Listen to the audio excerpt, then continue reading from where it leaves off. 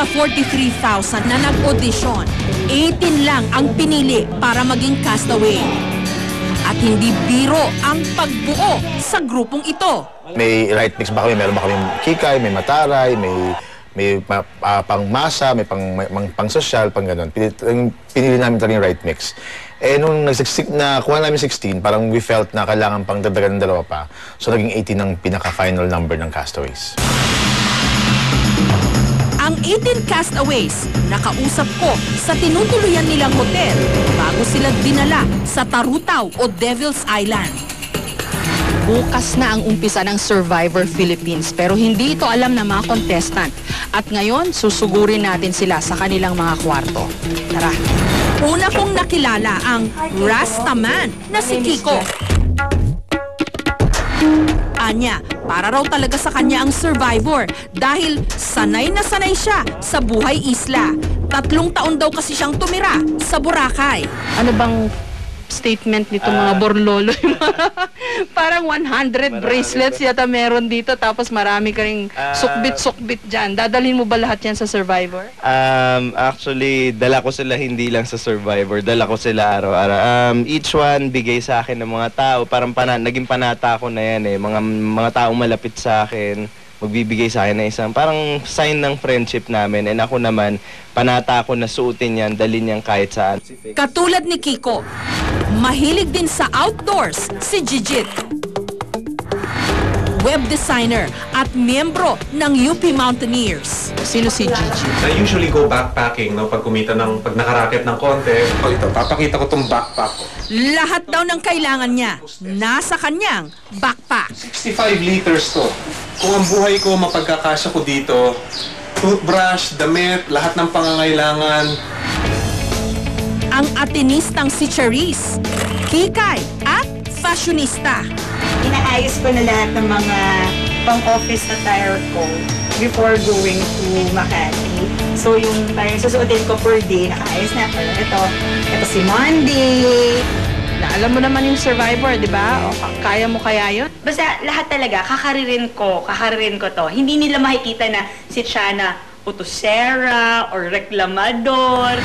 Lagi rin daw nahuhusgahan ang sales representative castaway na si Rob. Dapat hindi ka i-judge by your looks and by how you carry yourself. Yun ba? Is that the message you want to come across? You can judge me pag talagang naano mo na ako ba, nakasama mo na ako.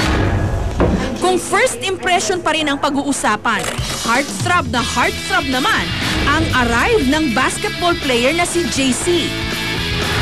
Ano yun eh, sa island, ang init, diba? Pawis-pawis, walang mga provisions, hindi pwedeng magpapogi, etc.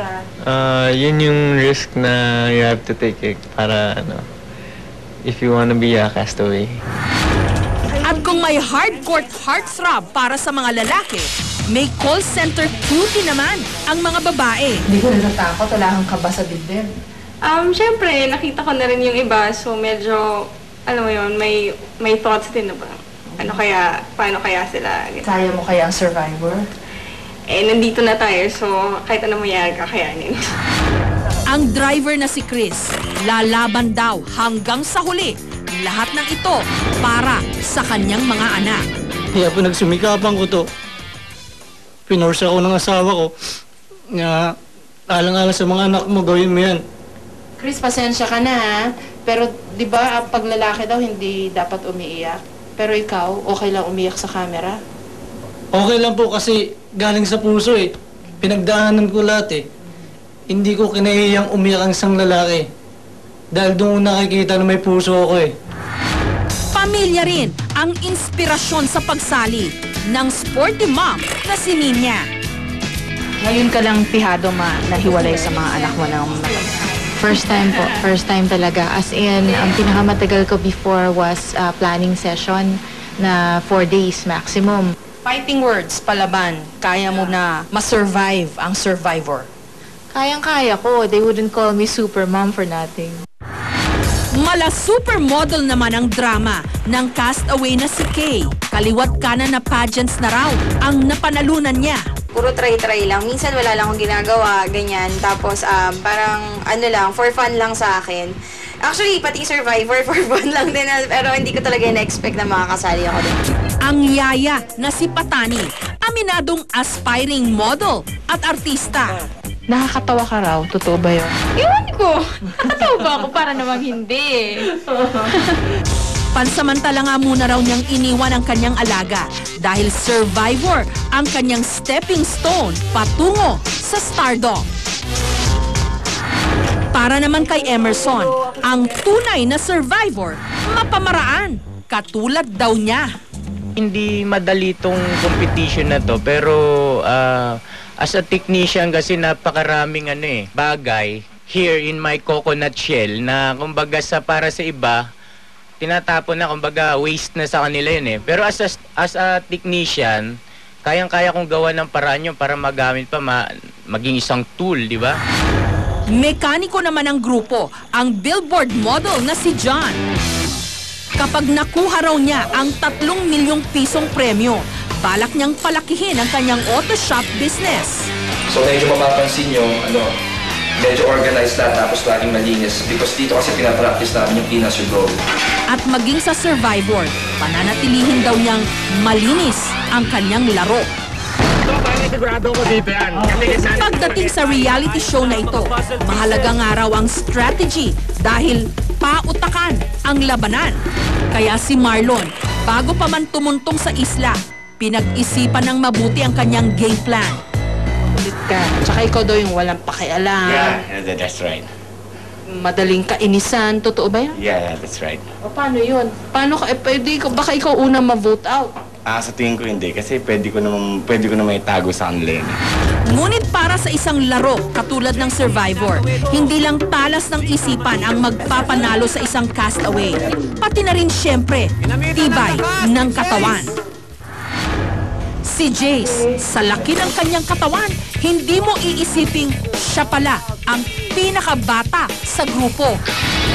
Kapansin-pansin din ang kanyang mga tattoo.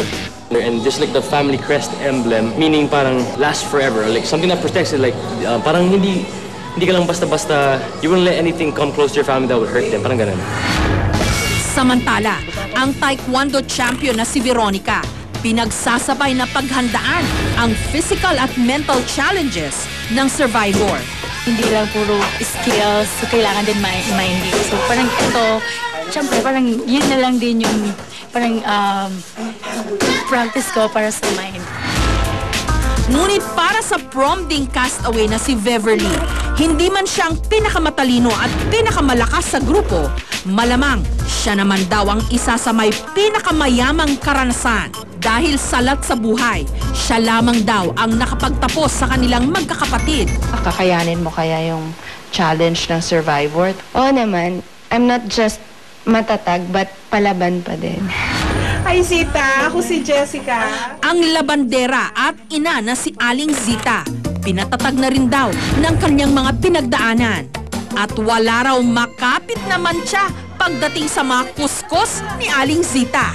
Kung kaya kong maglaba ng 2 sako buong maghapon, ito pa kayang Survivor ang talagang kakayanin ko po. Si Chef, dating GRO. Tuluyan na raw niyang iniwan ang kanyang madilim na nakaraan. Actually, hindi ko naman talaga alam na yun ang trabaho ko ng GRO Kumaga, as in, shock ako noon na pagdating ko sa Manila, ganun para yung training sa Japan na ipapasok ka pala ng ganun. So, yung talagang all the way, yung gana, nagda-dance talaga. Hindi lang GRO yun, nagda-dance as in strip. Sila ang 18 castaways. Maaring marami sa atin nakikita ang ating mga sarili sa kanila. Sana magsilbi rin silang inspirasyon sa ating lahat para bawat isa sa atin maging tunay na survivor.